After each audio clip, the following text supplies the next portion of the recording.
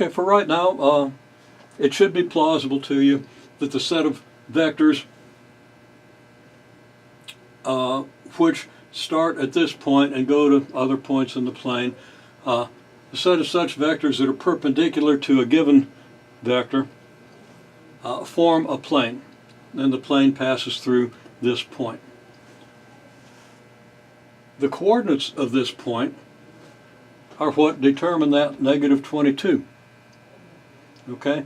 If the point was not 2, 3, 1, but something else, you would probably get a number different than 22 here. But you would still get the 2x, the negative 5y, and the 3z, because if you think about where these come from, those numbers are completely determined by this vector. So as long as this vector doesn't change, those numbers are going to be the same, and these numbers here are going to match the I, j, and k components of the vector. This number could be anything, but when we change that number, we move to a different plane. So if, let's say, here's our vector, this rod through this square, more or less square, piece of styrofoam is our vector 2I minus 5j plus 3k, then this is part of the plane perpendicular to that vector at this point. Now if this point changes, goes to here, well then I'm going to move the plane over here. Now it's still parallel to the plane I had here because this vector is still in the same direction, but the plane is somewhere else. So we got this plane here, now we got a plane here. Changing the plane will change this number. We can visualize that plane by figuring out the intersections of this three-dimensional object that corresponds to all the x's, y's, and z's that satisfy this equation.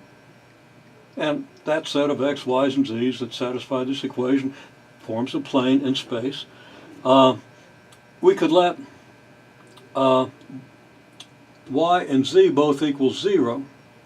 That would give us the equation 2x minus 22 equals 0. The solution is x equals 11. Meaning that the point 11, 0, 0 lies on the plane defined by this equation. And that's the plane defined by this condition. Okay?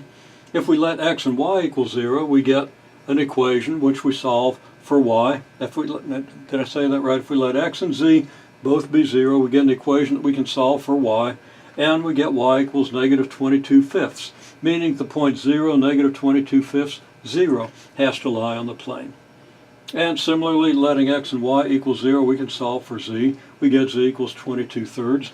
So the point 0, 0, 22 thirds lies on the plane. Now I drew that, and then I realized I had a bad perspective. There's my point 11, 0, 0 out along the x-axis. Here's my point 0. Uh-oh, I didn't even do that right. If I'd have done that right, it probably would have looked okay. Never mind, I did it right. Okay, no I didn't. Okay, the negative 22 fifths would have been my y-coordinate. So let's actually do this, and I'll use a different color so that we can see it. Here's the 11, 0, 0 point. 0, negative 22, 5 would be over here. So let's see, it's going to maybe be about here. And 0, 0, 22 thirds would be up here. Now I can form the triangle connecting those 3 points. I still have a bad perspective, but you can kind of see where the triangle is. Now what I'm drawing is just an instance of something like this. With a positive x, y, and z intercept, the triangle looks like this, and you can kind of see how the plane lies in the x, y, z coordinate system.